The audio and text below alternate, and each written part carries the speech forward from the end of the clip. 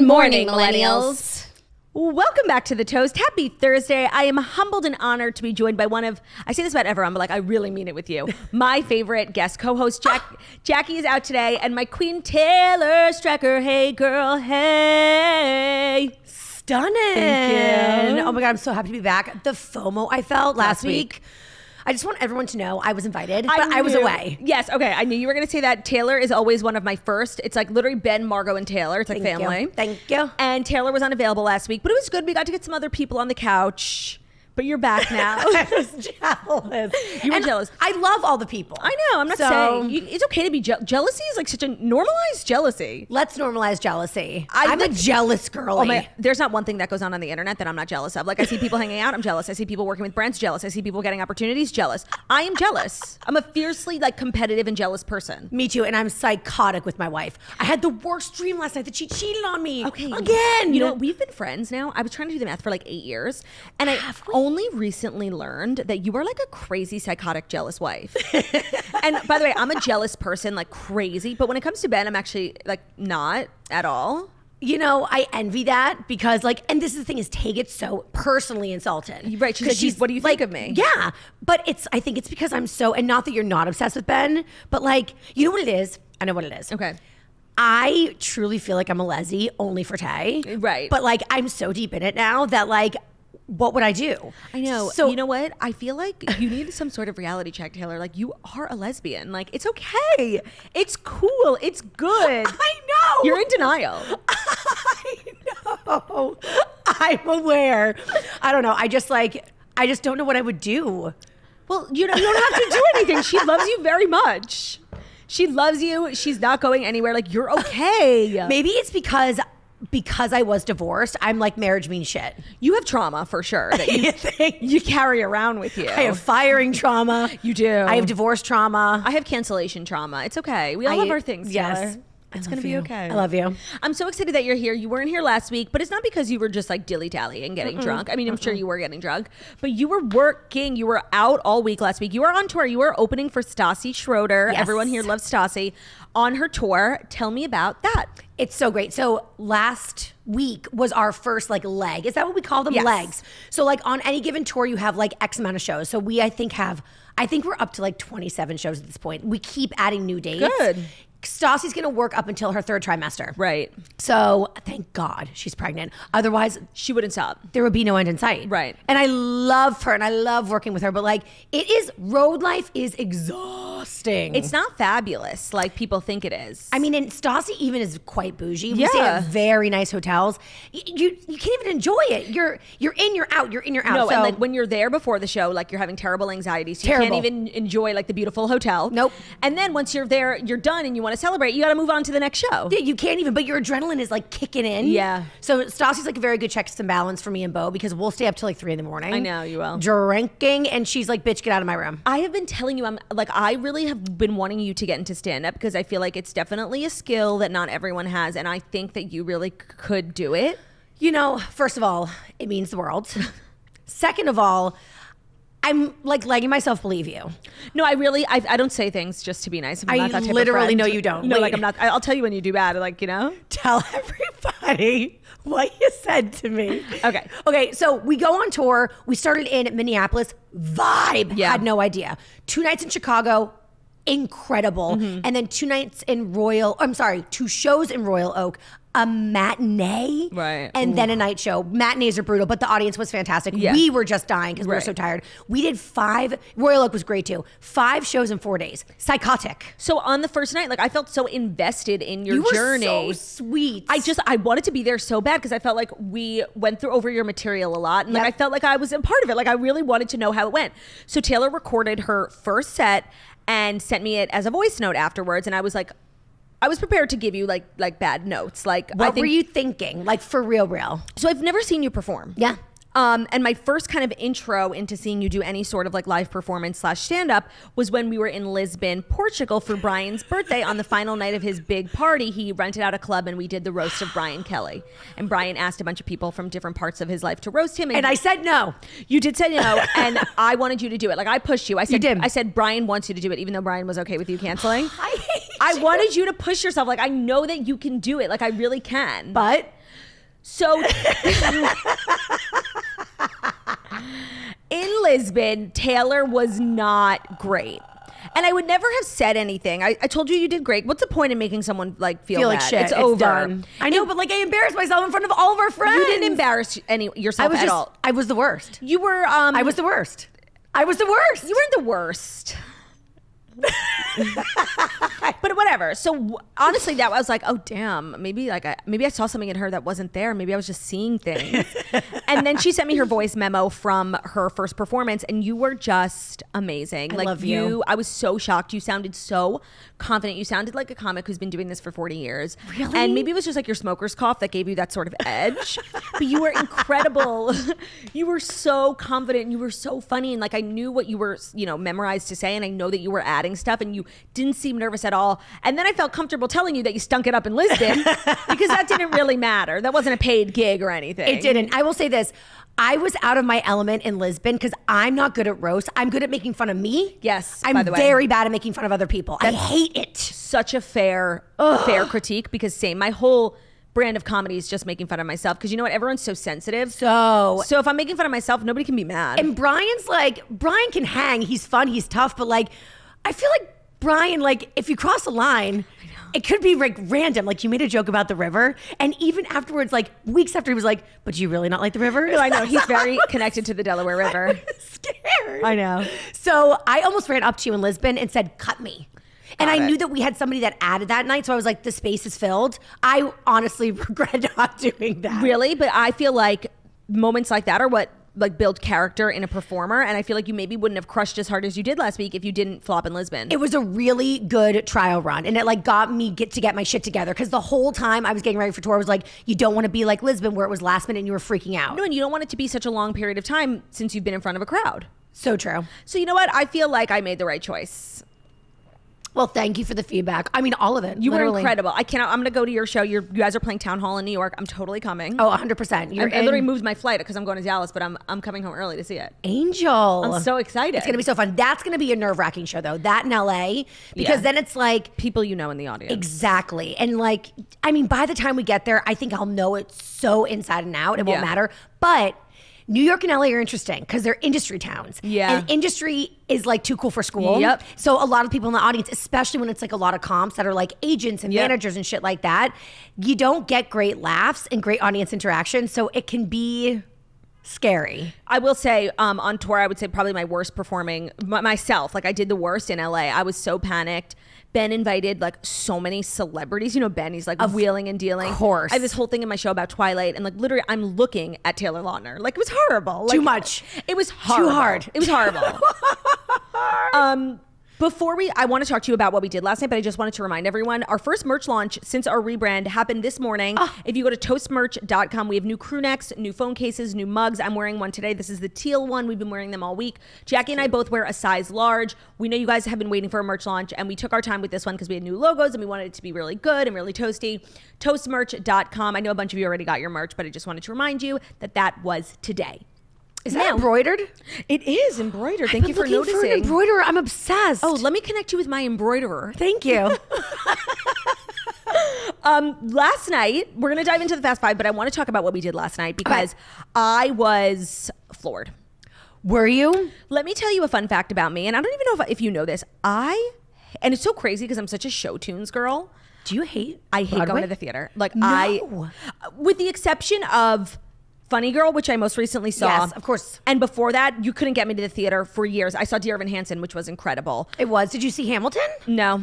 Get I know. I saw it twice. I just low key like don't like going to the theater. I know that's so crazy. No, I'm with you actually because, well, first of all, like the seats are so fucking small. Was your ass killing you last night? Killing. And like we were in dope seats. Brian, of course, brought front row tickets. Which is a wild experience and very valuable Yes. given what we do for a living because like you never really know what it's like for people in the front row. I And know. it's a lot. It's a lot. And I felt like my face, like I wanted to be smiling the whole time. For So them. I didn't want to give negative energy. Right. Like when I'm enjoying something, my mouth is just closed and I just look like I'm miserable, but I'm enjoying it, but I'm not smiling, you know? Yes, but as performers, we know what that feels like on stage. Yes. So I know I was like, I mean, I was getting it up for those performers. I had sat front row at a Broadway show once, like many, many, many years ago. Me and Ben saw Matilda.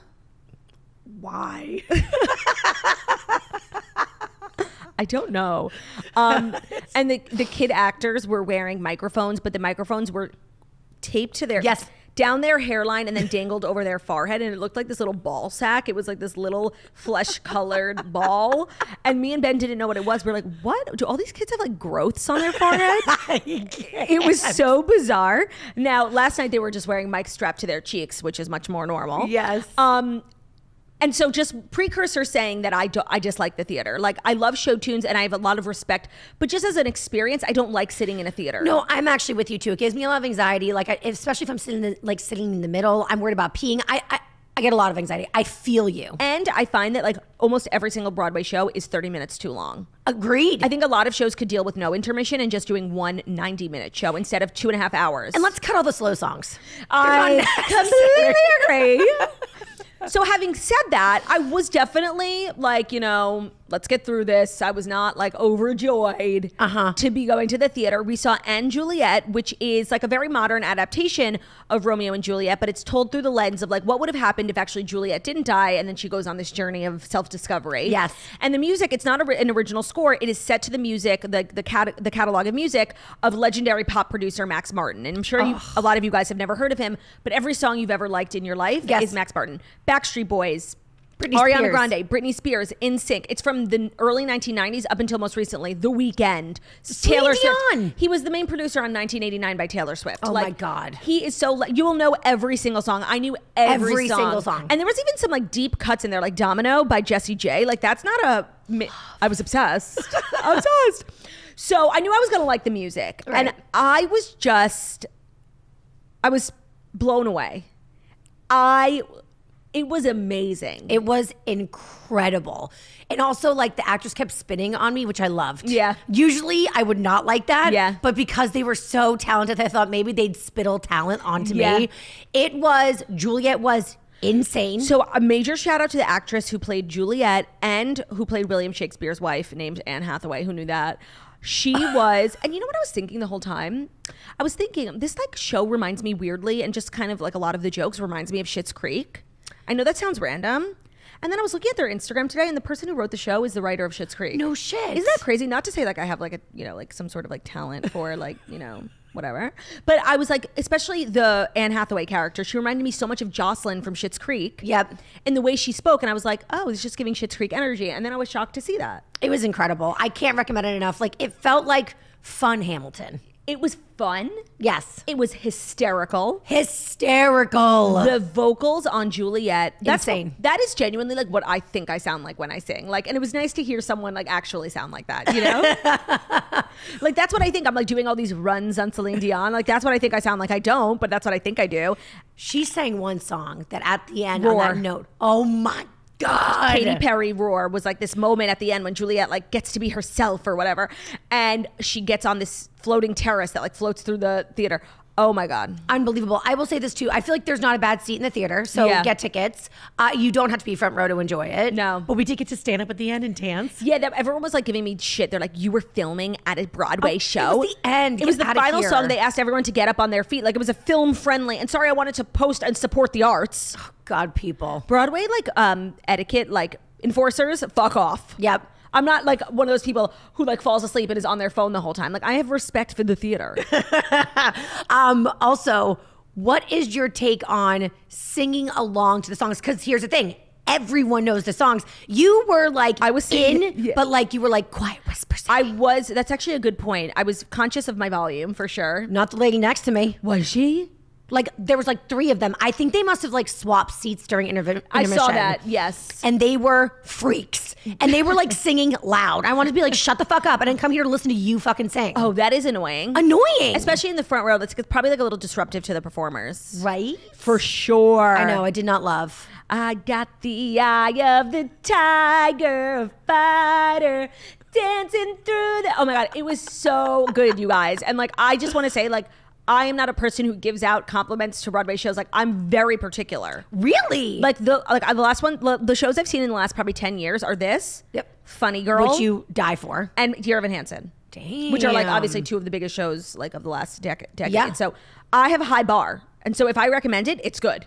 Recommended. Very much so. Oh, it was my birthday present from Brian. Oh, right. And Claudia crashed because she was going to kill us. Well, Claudia crashed because I've been saying I want to see this show. And then Taylor's like, oh, Brian got me tickets for my birthday. I'm like, oh, what show? And Juliet, are you fucking kidding? No, I said something, Juliet. Oh, you didn't even know. You didn't even know. You don't support the arts, Taylor. You don't support the arts. So before we start, I do want to say today's Theo's birthday. Happy birthday. Thank you. It's tough. You know, being a dog mom is not like a celebratory thing when your dog has a birthday. How old is he? 6. That's getting up there. Shut the fuck up. You're a bitch. You're a bitch. Get out of my studio. Me and Ben cried last night before bed. Yeah. It's just like, oh my God. Honestly, I don't want to talk about it because I feel like myself, I'm starting to cry. No. I'm old. Theo's old. It's fine. You like old people. That's true. I am drawn towards like more wise older people. He's like me. He's over the hill. But still, you are a fucking bitch. Get out. But still kicking. That's my point. You better shut the fuck up. I'm over the hill. Over the hill? I'm Theo? over the hill. Theo? Oh my God. This is disgusting. Toasters, get her. Please, God. Leave hate comments on her Instagram at Taylor Strecker. Bitch. I was just trying to relate to him. You can't. Okay. Because he's a dog and you're a human. Okay? Bitch. Okay. So I guess without further ado, it's time to dive into the Fast 5 stories, if we must. Today's episode is brought to you by Seed. Seed's DS-01 Daily Symbiotic is a plant-based prebiotic and probiotic with 24 strain that has been clinically or scientifically studied for its benefits. So it's free from 14 classes of allergens defined by the EFSA. It's sugar-free, vegan, soy-free, sesame-free, gluten-free, peanut-free, all the frees, dairy-free, shellfish-free, corn-free. If you've been looking into your gut health and want to take charge of your gut health, definitely check out Seed's Daily Symbiotic. You take 2 capsules once a day on an empty stomach, and it's like the first thing you do in the morning, and then the last one is 2 hours after your last meal. And it's engineered to survive your external and internal environments. So their capsule and capsule safeguards viability through digestion for delivery of an average of 100% of their probiotic starting dose to your colon. The outer capsule serves as an elegant barrier to oxygen, moisture, and heat, so there's no refrigeration necessary. So there's so many benefits to the DS-01 Daily Symbiotic from Seed, like of course your digestive health, but also skin health. They have 4 specific probiotic strains that have been shown to promote healthy skin and reinforce healthy gut skin axis. So if you want to take charge of your gut and your immunity, check out Seed's Daily DS-01 Symbiotic. Go to seed.com, that's SEED.com/toast, and use code TOAST to redeem 25% off your first month of the DS-01 Daily Symbiotic. So that's seed.com/toast, use code TOAST. Today's episode is also brought to you by Starbucks Ready-to-Drink Coffee. Life moves fast. Starbucks Ready-to-Drink Coffee delivers an uplifting boost that helps you tune in the moments that matter wherever you are. So it's Starbucks coffee, but it's conveniently packaged for a life on the go. They include a variety of beverages like the bottled Frappuccino, chilled coffee drink. That one has a nice pop of flavor. It's very bold. They also have the smooth taste of the Nitro Cold Brew, which I'm sure you love getting at Starbucks. And now they have it on the go. We have a ton in our studio. Canned beverages are just so easy to go on the go. Grab it on your way out, on your way in. We know the Starbucks drinks are so delicious, and now you can get them from the comfort of your own home. The bottled Frappuccino coffee drink is inspired by the Starbucks cafe favorites, and they come in 4 delicious flavors: mocha, vanilla, caramel, and coffee. You can enjoy every moment with Starbucks ready-to-drink coffee. You know, Jax and I are business women. We don't have time to just be dilly-dallying, waiting in line for beverages. But you know what? We know you're busy too. Your mothers, your daughters, your sons. You're also busy. You're working girls. You're girls on the go. You're stay-at-home moms. Can't get out of the house? Make sure you're bringing these delicious beverages to your home. Starbucks coffee, it's ready for right now. Shop the full lineup online or in-store wherever you buy groceries. All right, first story. We actually have an update from something Jackie and I spoke about earlier in the week. So I don't know if you've been keeping up with the Coachella drama. A little bit. I'm not really a Coachella girly. I'm aware. Yeah. Neither am I. But Frank Ocean was the headliner. There's 2 weekends of Coachella. One was last weekend, one was this weekend. Right. He was the big headliner, final act on Sunday night. He stunk up the place. He cut his set short. He literally was like, sorry, it's curfew. I gotta go. No. He stood there like with his music playing on an aux cord and like didn't even sing. There was like dancers standing right in front of him. People couldn't see him. What? It was people were really upset because he's like a lot of huge fans and he hasn't performed live in many years. And this was supposed to be like a big deal. I guess this is why. And now he has dropped out for weekend 2. That's psychotic. First of all, contractually, can he even do that? He will be losing a ton of money. I don't even know if now they have to pay him for the first one. That's crazy. I mean, think about this. Like, how much money is on the table? Millions, tens of millions? So I think last I heard, headliners get paid like $6 million for 2 performances. Wow, man. Just go out there and like make fart noises. Just gives do a shit? it. Just do it. I can't. Think about what would be going on that you were like, I simply cannot. Unless it was like a death in the family. Like, Right. you just go. Or like a medical emergency. But like, don't you think that they would say that it was? No, and that's what I was saying last week. Like even some sort of like medical emergency, like Beyonce, she had a broken leg, she would do it. Abso-fucking-lutely. You know? So not only has he dropped out, which is like kind of a crazy historic thing that hasn't really happened, they have replaced Frank Ocean with Blink-182. Ugh, don't tell Ben and Tay. I know they're literally gonna get flights. They're just gonna to drag go. us there. Well, so Blink-182 actually performed at Coachella last weekend as not a headliner. Like during the day. So I don't know. I mean, I think they're an equal replacement. Like I think the people who go to Coachella will love Blink-182. Right. But I wouldn't be surprised if people like demand refunds because I think a lot of people bought tickets just for Frank Ocean. And if you're like a major Frank Ocean fan, I don't think there's a lot of crossover between Blink-182. I would go to all the shows and then I would demand a refund. Yeah, of course. By the way, and I saw Blink-182's performance at Coachella. And like they're very good. And it's Travis Barker. Yeah, but like it doesn't give me headliner vibes. I know. It gives me headliner vibes for like a 90s festival. Yes. Not for Coachella. No. I was really shocked to see that so his reasoning for not performing. So he said, after suffering an injury to his leg on the festival grounds in the week leading up to the show, Frank Ocean was unable to perform the intended show last weekend, but was still intent on performing for the second weekend. But in 72 hours, the show was reworked out of necessity. So the doctor's advice is that the artist is not able to perform weekend 2 due to 2 fractures and a sprain in his left leg. Wimp. So that's the line they're going with. A sprain? Yeah. So this is Frank Ocean added a statement saying, it was chaotic. There is some beauty in chaos. It isn't what I intended to show, but I did enjoy being out there and I'll see you all soon. So he's admitting that he kind of flopped and he's blaming the leg. That's weak sauce. Yeah. And also it doesn't like really bode well for the future of his career. I just don't know if a lot of people are going to feel confident booking him for festivals. I have a confession. I don't think I know one Frank Ocean song.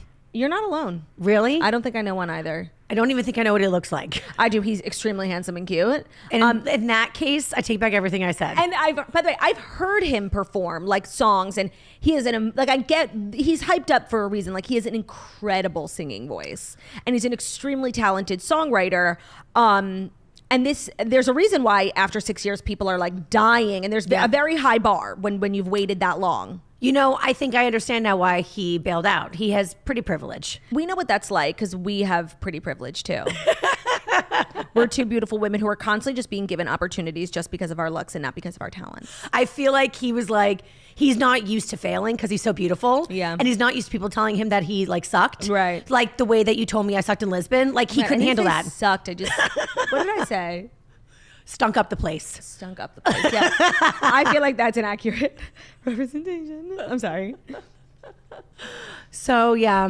Would you ever go to Coachella? Literally never. You're like the antithesis of Coachella in my mind. Me too. It sounds like hell. Although I do love a jam band. Not that Coachella's that. But like I was once upon a time a festival girly. You were? Yeah, I slept in tents. I went to Modown. What? I did the drugs. What's Modown? I don't know. I was invited and I Is went. it a festival? Yeah, I think it's a band called Mo.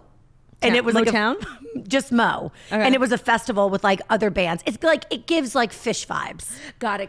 Yeah, Okay, so- tell me about you camping.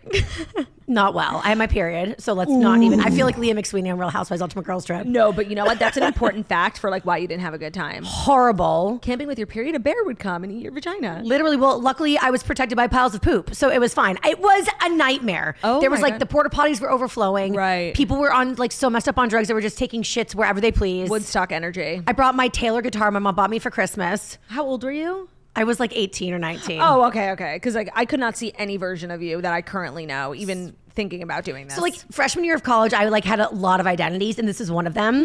It was my hippie girl identity, and it did not survive. I literally left there, and I was like, everybody I just came with, I absolutely hate Never them. want to see again. Never again. Can I ask you a question that might be a little personal? I'm just curious because I've What? never asked you, and you know Sure. I love to ask you like invasive questions about you and Tay. Yes. When you were in college, did you ever have an experimental phase? Never. Really? I never even kissed a girl before Tay. Like, Wow. seriously, I kissed my friend Leah junior year of college for Pita Pit because we were so hungry and we were so broke we had no money left. And the boys that we hung out with were like, if you guys kiss, we'll buy Pita Pit for you, which is very problematic looking Matt, back. boys are so deeply Disgusting. disgusting and unwell. So we did it. And did it you was get the pita? I got the Pita Pit. What's I got Pita extra Pit? feta. What's I got Pita extra Pit? pick. Are you for real? I don't know It's what the that greatest is. thing on the face of the planet. What is it? It's just pita with shit inside, but it's so But good is it late Pita night. Pit the name of the institution? Yes, Pita Pit. And then you get the pita, and it's like, you just like create your own, build your own. No, I get it. It's like Israeli food. So, but Yeah. the Pita Pit is the name of the restaurant by your college. Yes. So why the fuck would I know that? It's a chain. Oh, it's a chain. Okay. Yes, yes, Do they have one in the city? Should we go? I don't think it exists anymore, Damn. but we should try to find one. We My- could drive to upstate New York. Nah. My personal college experience, similar, was called University Pita. Okay. And it was like it wasn't even a restaurant. It was literally a window in the wall. Like it was on the street. Like you literally walk on the street and you Yeah. look to your right and the man is standing in the window. And it was like this hole in the wall. There was nowhere to sit. And you would just get the most amazing like schnitzel, shawarma, laffa, pita. And it was kosher. So like we ate that shit Thriving. up. And they closed shortly after like my freshman or sophomore year. And it was devastating for the community. Rest in peace. Bring back University Pita. And for short, we would call it U Pita. Oh my God, it's so cool. You just felt so cool when you said that. I just wanted you to know like what the cool NYU kids were doing at the time. Were you cool in college? No. I literally lived at home the last 3 years of college. I recently learned this. Yes, my college experience was, I don't even like to call it college, you know? My freshman year, like I tried. I lived in the dorms. I tried. But the thing is, like, I went to college with so many of my friends from high school because I went to high school in the city. So, like, Abe, who you know, my best friends from college were just my best friends from high school. But I did make one friend, Margot Fish. She was a college friend, but she went to a Jewish high school in New Jersey. Like, it really wasn't that crazy. And I didn't really go out. I didn't, like, have a lot of college friends. And then I met Ben. So my last 3 years of college, I lived at home and just hung out with Ben. Honestly, though, you were building like a brand. Right, and The way I'm so jealous of your Yeah. college experience being like uncollege-y. Well, see, it's both because I feel like I don't think I would be at the place I'm at now in terms of career if I didn't like just waste away those last 3 years of college like building a brand instead of like going out. Yes. But now I'm very much like living my college years in terms of partying. Like I didn't party at all in college. So when I got out of college and I was like hanging out with Jackie and Jackie's friends and you and Brian, like that's when I became like I act like a college freshman when I go out. I'm, like throwing up. But I did the college thing and I'm still acting like it. Yeah, well, you're deeply problematic. Facts. Nobody on this planet can hold their liquor better than you. It's beyond impressive. Well, lately I've been a little bit more of like a wimp when it comes to my drinking in a good way. Like I'm embracing it. Like last night I had a martini. Did I finish it? No. The answer is no. I had a glass of Sincere. Did I finish that? Yes. The answer is yes. And then Brian ordered me like a vodka. I had like 3 sips. And then at the thing I got A scotch and soda. a scotch and soda double, but I didn't finish it. Baby steps. Also, at the Broadway show last night, Taylor was very generous to be the one to get drinks during intermission. Yes. And she brought me a tequila soda that was made with poison. And I took one sip and I was like, I don't think I can do this. And then I'm like watching the show and I'm getting fucking itchy. I look down, I have hives on my arm. I know. And my Are throat, they still there? My throat was really scratchy. I went home and took a Benadryl. I was like actually kind of freaked out. I don't know what the tequila brand was, but never it was definitely again. like Jose Cuervo. It was just giving me like hives. Isn't that crazy? Awful. I'm sorry. Well, I would go camping with you, by the way. I think that would be only if we could like vlog it. I'm so in. Let's go like someplace fabulous though, like a glamp. Yeah. But glamping is still camping. If you have to like leave Squat. a tent and go even to a like bathroom that has plumbing, but you have to walk outside. Yeah. That's dangerous. We should go. Let's do it. But one night only. Okay, fine. We can go up to Ithaca. They have glamping. And we can get pita pit. And we can get pita pit. I also just like camping because I really weirdly like the food that goes along with camping. Like hot dogs, s'mores, and like grilling. Yes. I like a hamburger. What really do you eat? Yeah, no. Like I just like the smells of camping. Does that make sense? Yes, it does. Like I love nature. I would love to like look at the stars with you. Okay, I'm in. Okay. Let's do it. All right, next up, and I just realized I don't know this about you. So, are you a Twilight girl at all? I actually am. I feel like I'm a little like aged out of like the obsessiveness. Yeah, that's fair. But I was working at Sirius, I think, when it came out, and so I was like in it because it was like Twilight mania. Right. So I get it, and Okay. I didn't hate the movies. No, I was absolutely head over heels in love. Like literally can't watch them enough times. Yep. Obsessed. Would quite literally do anything to spend one night with Robert Pattinson. Okay, so we're different in that way. Well, because you're a lesbian. No. Why, are you Jacob? No, I'm not like sexually attracted to any of the vampires or werewolves. What about Carlisle? He's a nice, like, older gentleman. No, I just, it's maybe Kristen Stewart. Oh, that makes sense. Okay. Well, there is a Twilight TV series that now is in the works. The Twilight saga is getting the television treatment as sources tell The Hollywood Reporter that a series version of the author's best-selling book series is in early development at Lionsgate.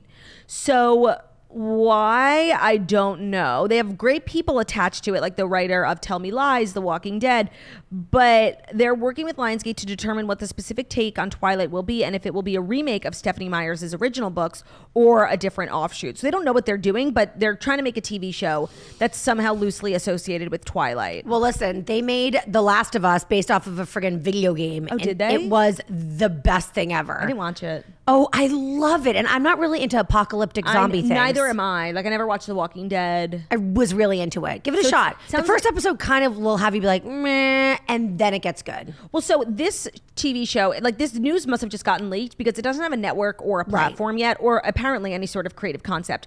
But a lot of people are like, well, why the fuck do we need a TV show about Twilight when there's 5 books and 5 movies? Like, this just seems like a money grab. Because we can never get enough of shit. I know. And it's like Twilight is perfect. The movies were perfect. I wouldn't touch a hair on their head. You know, I'm also concerned about the Tell Me Lies writer. You didn't like it? I mean, I watched it and I was obsessed with it, but it's shit. It's terrible. Oh, I love me and Jackie loved. Yeah, but love in like, this is bad. No. And there is no writing. And I facts. And it was also a book, so it's like, what did you write? What did they write? But I loved it. Like, I was obsessed, not in a bad way. No, I was obsessed, but it was like a little bit of like a rah-rah at the end. Well, it was a big shocker too. And there's another season. Well, I'm in. I'm going to watch the second season. Yeah, it was so like, good. You know the show Sex Lives? Yeah. Like that season I was so into. Did you watch the second season? I had to stop. I felt like I was taking acid. I was humiliated to be watching Was it okay? I watched it on the plane to Lisbon. Oh my God. And honestly, I had to literally hide my iPad because it's quite literally porn. And the first season was porn, but like it had a heart and it had like good stories and good writing. Yeah. This was humiliating. Like I was embarrassed to be watching it. And all I could think was the season's such a stinker, and like she blew her entire life up, the lead. Yep. To be with the male lead. And by the way, do you know who she was married to before? Yes, but I'm forgetting. Steve Howie from Reba. He's also from Shameless, but I know him from Reba. Yes, I love him. I love him. I don't think he's so hot. So hot. She blew it. And yeah, this guy Adam's cute, and like maybe if Whatever. that dick was prosthetic or not, like he has a big penis, like who fucking cares? No, and like they had like a family, like everything. I know. And I feel like I understand like working with somebody and having this like chemistry, and then also the show's like this massive success, and you're like, we're gonna be the it couple forever. It's and exciting. Then like wait till season 2 to like pull Are they the still zip together? line. I think so. I think so too. She has to be together with him forever. I don't know after this season. It was like Geely level. Steve Howie's so hot. I am available, dude. No, and he gets like better looking with age. Oh, I'm obsessed with him. Me too. Oh my God, he's a big burly man. Yeah. Speaking of big burly men. Yeah. Oh my God, Jen Fessler, Real Housewives of New Jersey. Oh, I'm not caught up, but continue. Having sex with Tony Soprano. Wait. Do you know the way? Wait, James Gandolfini? You got it. Yep. Years ago, she was a talent agent. And by the way, I'm obsessed with Jen Fessler. And obsessed. She should be, first of all, Jackie Goldschneider keeps getting so much screen time and she's insufferable. And Jen Fessler deserves the screen time. Continue. I mean, do you know that Tony Soprano is my number one? No, I didn't know that. If I had a hall pass, I mean, I should probably use it to someone who's alive. Right. But my God, the jealousy that was like seething out of my pores when she said that. And she slept with him more than once. We reported this yesterday. Teddy Mellencamp said she revealed that she had a one-night stand with Matt Damon. I know. So that brings up, I was trying to think, other housewives have said Carol Radswell had sex with George Clooney, or she went on a date with him. I can't remember which one. I'm dead. Now we have Jen Fessler and Tony Soprano, and Yep. we have Matt Damon and Teddy Mellencamp. Yes. That's pretty good. I'm really proud of our housewives. But James Gandolfini's like your big burly man of choice. Number one. I would go with like Jason Momoa in terms of big burly men. And honestly, I feel like you might like him because he kind of looks like a woman with his long hair. You know who is his doppelganger? It pains me to admit because he's so hot. Sheena's husband, Brock. Sheena's husband, Brock, is cute, but you know he cut his hair. No, Yeah. that was his best feature. Well, actually, that brings me. That's a good. Oh no, I don't have a Vanderpump Rules story. I thought I did. We didn't watch last night because we were out at the theater. It's on. It doesn't come out today. Thursdays. No, yesterday, Wednesdays. I'm such an idiot. Damn it. No, it's okay. Yeah, I got my days mixed up. But back to this Twilight thing, I just wanted to say really quickly, like I take Twilight really seriously, kind of like how Ariana Madix takes sketch comedy really seriously. Oh my God, I'm dead. And I feel like the legacy of Twilight is so protected, and so many people make movies out of books, and it's crap, and it like ruins. It is perfect, and it need not be touched. Yes. I don't even want a reunion between the cast. I want nothing. I get it. I understand it. Like, just keep it sacred. And I'm protective over it because it's weirdly like a franchise that means a lot to me. And I will read the books one day, but I need everyone to stop. Okay. And I'm happy for Stephanie Meyer because like she just wrote these weird books and ended up a billionaire, and I love that for her. Yes. She got to be in the 5th movie. She was like a wedding guest, and everyone was like, "Oh my God, it's Stephanie," but she needs to stop. Yeah, enough's enough. Enough's enough. Like, just be happy with what you have. Or write something new. Stop milking it. She did, by the way, and what she did write was, it was kind of like a prequel told from the perspective. The whole book is told from the POV of Bella. Right. But now she wrote like a prequel from the POV of Edward, and people loved it. So maybe do something with that, but like leave the books alone. It sounds like Anne Juliet. It sounds like Anne Juliet. Today's episode is brought to you by Lululemon. Their new Align collection, which I am very proudly wearing today, the mini high-rise flare pant, is everything of the sort. So Lululemon is known for their fabulous clothing, and this Align collection is really taking it to another level. So for me, the main reason I'm obsessed with this collection is the flexibility. The 4-way stretch means that you can bend, you can stretch, you can move literally any way you want to without restriction or distraction, or without like an uncomfortable band digging into your stomach. I've been wearing these pants, I'm sure you guys know, quite literally every day on the toast, and I am obsessed. They're really comfortable. They're made with Nulu fabric for the softest, comfiest texture your legs have ever felt, period. And the fit. So it shapes perfectly to your body for a really flattering look that fits a body that's uniquely yours. So these pants are going to look different on everyone because they're going to make you look your best. I love the way I look in these pants. Like these are like I said, high-rise mini flare legging. Obsessed beyond belief. I look like I could be going anywhere. Am I going to a business meeting or am I going to the airport? You'll never know because I'm keeping you on your toes. They're weightless. It has a light weightless sensation that feels like you're wearing nothing and nothing else.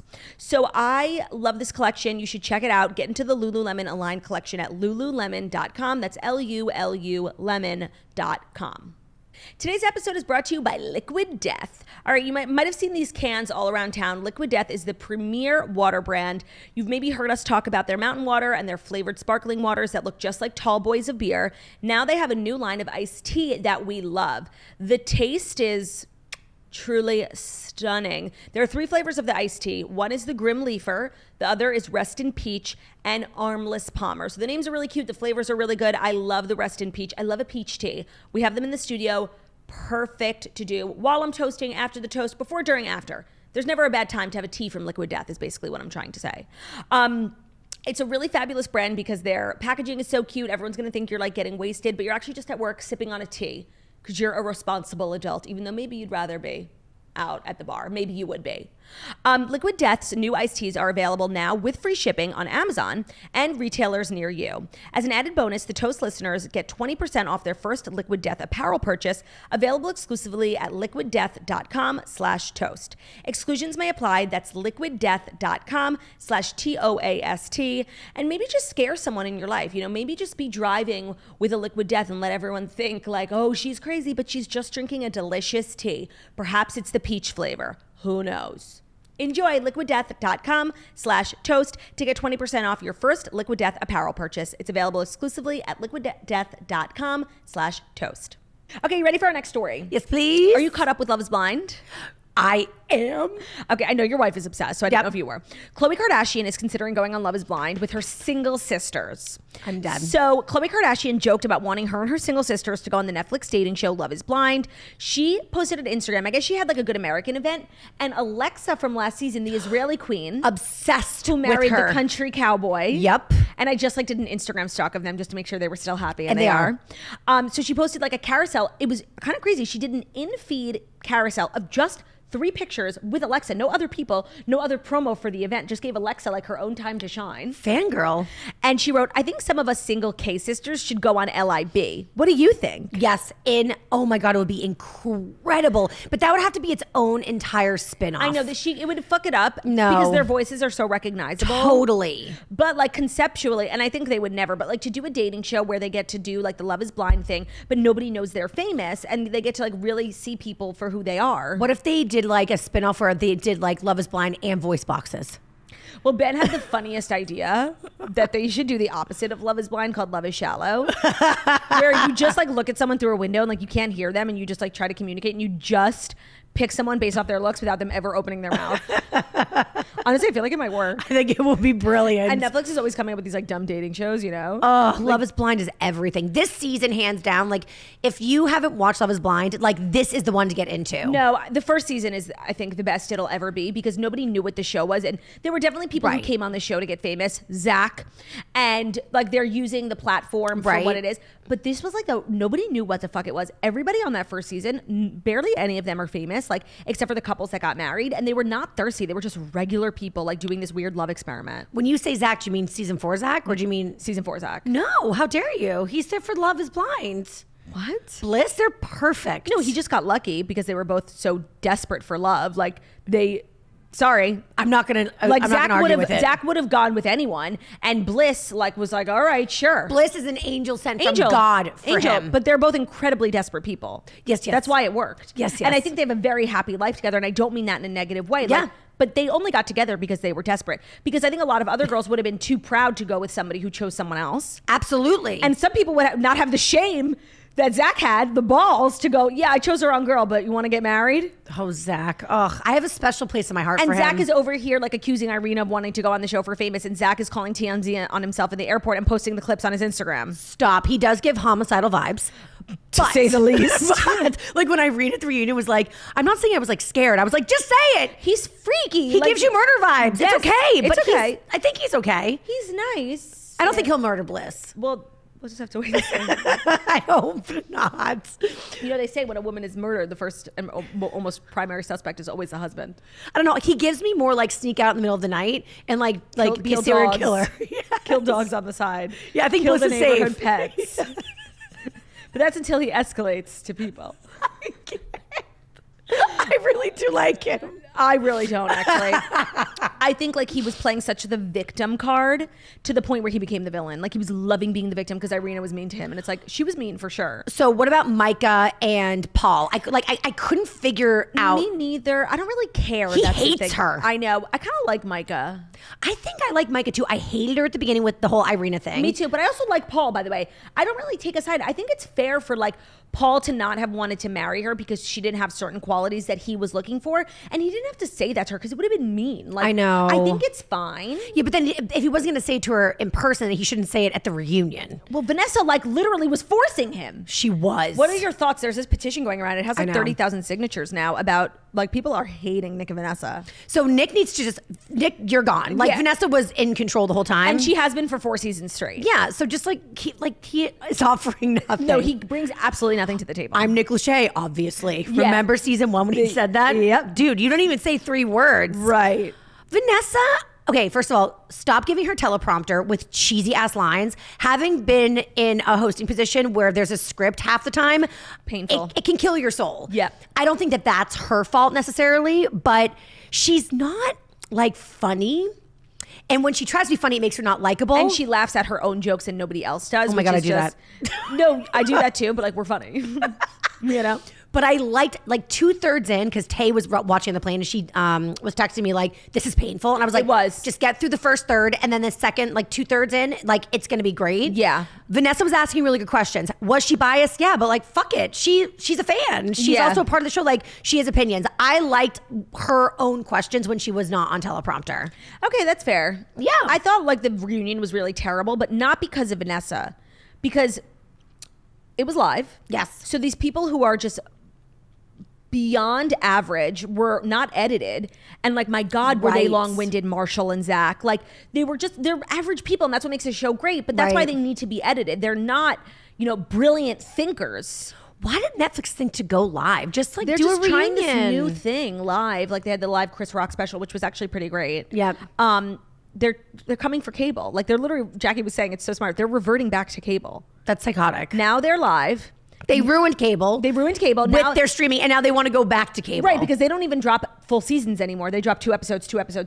Right. They're literally reverting back to their... No. Yeah, it's annoying. They can't do this. No, it's terrible. Okay. So who is like your favorite couple from Love is Blind ever? I mean, everyone says like Cameron and Lauren, and I agree, but Alexa and Brendan from last season, who Khloe posted with, like I'm obsessed with. Cowboy and Israeli. They're my favorite. I agree. She is such a vibe. She was so cool. And I just love that she was like so unapologetically herself. Yep. She's like, yeah, I'm really bougie. Like, this is how I am. Like, we're going to have to live like this. And Brendan was like a character out of a book. Like he was like, okay, whatever you want. Like what, like he'll just get it done. I'm obsessed. Her confidence. Like she is my role model. I love her. Agreed. I love her. Agreed. All right, a little Katy Perry news. Katy Perry has been acting like an absolute animal on American Idol, and like it doesn't go unnoticed. She's been like making contestants cry. And Katy Perry was booed this week on American Idol because she criticized a contestant's outfit. So a top 26 contestant named Nutsa was performing a Grace Potter song in a sparkly silver dress, and Katy Perry, who judges the competition show, told her that she needed to lay off of her signature glittery look. She said, Nutsa, every time you take the stage, it's like you glitter bomb the stage. Listen, one thing I would like to see from you is not one piece of glitter the next time on stage. I know that's going to be hard for you. Once the crowd at Disney's resort in Hawaii let out loud boos, Lionel Richie and Luke Bryan, the other hosts, stood up and they were shocked at the audience reaction. They were like, oh my God, Katy got booed. It's the first time in 6 seasons. Katy then responded, what I'm saying is I'd like to see you flip the script. I think we want to be pulled in by our hearts too. I'd love to see that, and America might too.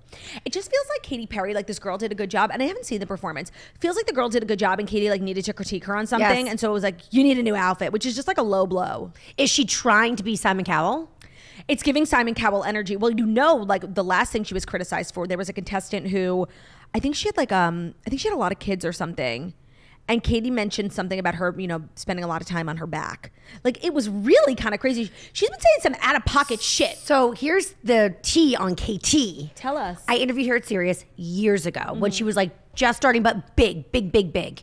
And she had such a toot on her. Really? And she came in and it was for Cosmo Radio. And so my co-host was a man and she was like, what's this penis doing in here? Oh, God. And I think she thought she was being funny, but she was being rude. Yeah. And then she was like, she came for me. I cannot remember what it was, but she was like, she was making fun of my voice, the quality of my voice, but like not in a fun way. Like Nelly Furtado was like, I like the girl with the crazy voice. Yeah. But like Katy was like, how many packs of cigarettes do you smoke a day? And at the time, how many packs of cigarettes 3.5 were you smoking? 3.5. And so, but like, she was just very like abrasive is the only word I can use. And I don't think she meant to be malicious, but she just like sucked. Yeah. And she left and we were like, oh, never again. So Yeah. I feel like she has that energy. She's kind of like a nerdy show off. Where she like thinks she's being funny, but she's actually being mean. Precisely. And I think actually I can understand that because I feel like a lot of my comedy is like I poke fun at people and I poke fun at myself. Yes. But you have to know like when you've crossed line and when she's in like such a position of power in Yes. these American Idol things where it's like you criticizing a young girl's outfit when you're probably like one of these young girls' role models. Truly. And whatever she was trying to say, maybe it's like this girl does the same thing every week.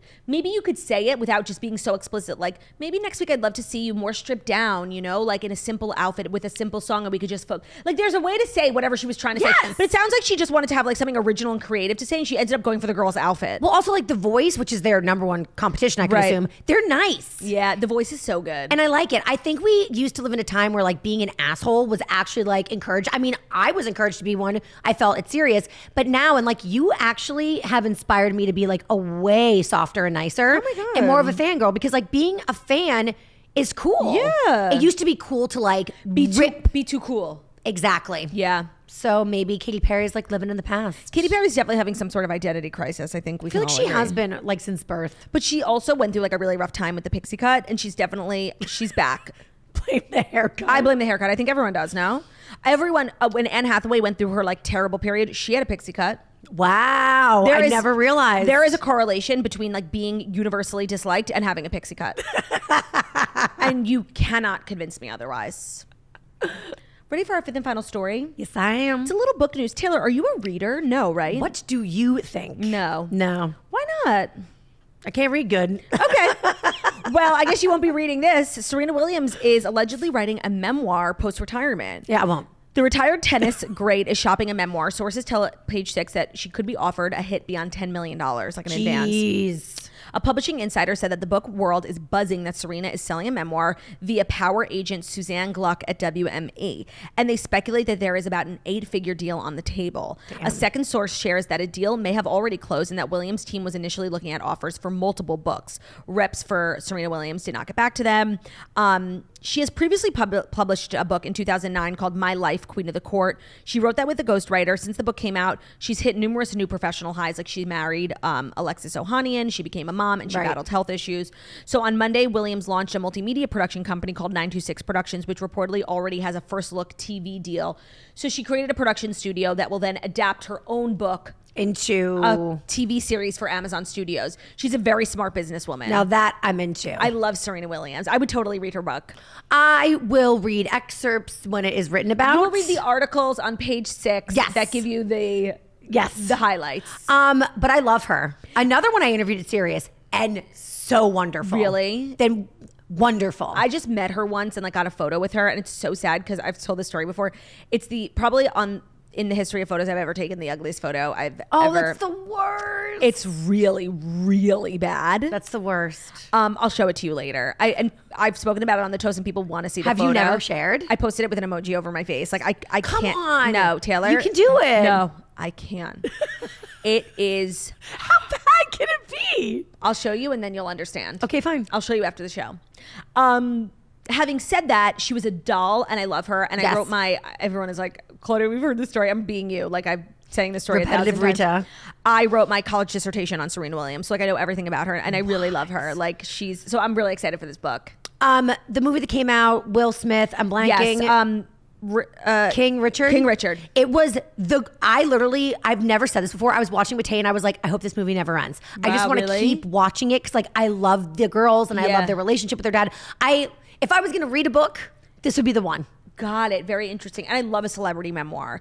People go so deep. And I feel like Serena is probably like she's in a very elite level of celebrity. She's very, I wouldn't even say A-list. She's above that because she's like with the Obamas, you know? She's like very upper echelon and she's notoriously private. And I feel like she runs in I mean, her wedding was like crazy star-studded. Yeah. Meghan Markle, Beyonce. Yep. So I feel like we'll get a lot of good stuff in this book. Yeah, because otherwise, why would she write a book, right? And then there's also just so much about her coming up, Venus and her dad and, you know, competition stuff that's beyond interesting. But now she's like, for the last several years, she has been launched into a category of celebrity. I wouldn't even know what to call it. She's like in another stratosphere. And I'm also excited for the series because, you know, if you can't read, you can watch. If you can't read, those who can't read, watch. Yes, put it on my gravestone. I think that this is my dream, is to, people say to me, like, write a book about your life. And considering I don't read it, why would I want to write a book? Right. But I'd write it if I could then turn it into some sort of like series. Course. Well, you know what? I was writing a book and only then I started to get into reading once I started to write. That makes sense. I was very anti-reading. Jackie used to come on here and be like, I read this, I read that. I'm like, shut the fuck up, nobody cares. No way. Yeah. And then I was like, I really wanted to write a book, and I'm like, well, I don't really feel like I can write a book if I don't read. Right. And I've always been into celebrity memoirs, so like I used to read a bunch of celebrity memoirs, but I wasn't just a big reader at all. And I fell in love with reading. Like, it's my favorite. I'll read now before I watch TV. You know, I used to read. Maybe I'll get back into it. My life mission, because Jackie convinced me. She was like, you have to. And I was like, no. And it has changed my life because it's just time spent off your phone, which is like just so bad for your anxiety. I know. And at night, it's good if you want to fall asleep. Yes. And it has really changed my life. And so I'm always trying to convince other people. Like, I got Abe into reading. He's obsessed now and he's in my book club. Like, I'm trying to get Remy to read because I know Remy has like a lot of anxiety from like her phone and social media. She bought a Kindle and she hasn't made any progress yet. But I feel like, and also being on tour, there's so many hours on planes, trains, automobiles. So true. Just sitting in dressing rooms. On tour, I read 50 books. Okay. Last year, when I was on tour, I read 60 books. What should I start with? Oh, okay. Well, tell me what our interests are. What are you looking for? The last books I remember reading. Oh, guys, Taylor has to read The 7 Husbands of Evelyn Hugo. That will be the book that will get you into. Is it like, I like thriller vibes? I don't want to spoil a single thing for you, but just I like sexiness. Will you trust me that you will love this book? I will trust you. You guys, write in the comments and tell Taylor, knowing what you know about Taylor, how much. And by the way, What's a lesbian book? No. Say it one more time. No. It is a book. It is glamorous. It is old Hollywood. Ooh. You will. No. Old. No. Trust me. Like Marilyn Monroe? No. You will be sobbing by the end of this book. No, Taylor, you guys, will you leave a comment and don't spoil it. Just be like, Taylor, trust Claudia on this. You will love this book. If you've read the book, it has also been adapted for a film. Okay. So when it comes out, you could be like, I read the book. Okay, I love that moment. Moral high ground. I will say this, the last book I ever read, genuinely front to end, was this book called Everyone Worth Knowing. Okay. It's by the same author who wrote Devil Wears Prada. Oh, I've read a bunch of her books. And I love her. But it's like about a PR girl who goes to live in Ibiza. Yeah, no. It's trash and I loved it. Okay, so I read When Life Gives You Lululemon by that same author. I just made a noise.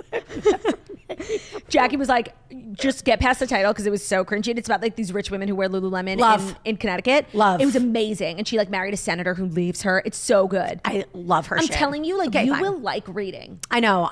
Okay, you've convinced me. I'm going to get you a copy of this book. Just try. Ben and I are in a club together, Women Against Literacy. Yep. But Ben actually during Yom Kippur, when we couldn't like read when we couldn't watch TV or be on our phones, right? He picked up a book and he loved it, but he just never finished it. But he loved the book. He gets it. He just like is too busy. Okay. I'm gonna get you a copy of the book. Okay, I'm in. Guys, leave a comment telling Taylor she will love this book, please. And that's our show. Bye. Thank you for being here. I love you. I love you. You know I'm always available. Guys, Taylor hosts, she has a weekly podcast called Taste of Taylor. So if you love the smoker's cough and you can't get enough of it, it's a free podcast called Taste of Taylor. I'm on it a bunch. Brian's on it. Stassi's on it. She gets great guests. She does pop culture. And she also does a daily show just like The Toast. She does an hour a day. It's a Patreon show. So it's $6.95 every month for an episode every single day. Every single day. You have different co-hosts. Your wife comes on. Yep. It's really fabulous. I'm actually a Patreon member myself. I listen to some episodes because I like a lot of your co-hosts. Thank you. I love Andrea Lopez. I know. I told her she's so excited. So it's patreon.com/The Taylor Strecker Show. So the free podcast is called Taste of Taylor, and then the Patreon show is called The Taylor Strecker Show. If you're looking for something to listen to after the toast every day because you can't get enough. I love it. I love you guys. Thank you so much for listening to The Toast. Margot's joining me tomorrow. Jackie's out again. So Margot's with me tomorrow. Margot. And the people love Margot. Her episode outperformed everyone. Margot is a vibe. She's a star. She really is. And she knows it too. Mm-hmm. Thank you guys so much for listening to The Toast, the Millennial Morning Show. Don't forget to get your merch at toastmerch.com. We hope you guys have a great day. Thanks for listening. If you're listening as a podcast available wherever you're listening to podcasts, Spotify, iTunes, Stitcher, Castbox, podcast, totally five-star, everybody, people starting and wickedly talented we are. Have a great Thursday, and we'll see you tomorrow. It's almost Friday. Love you guys. Bye.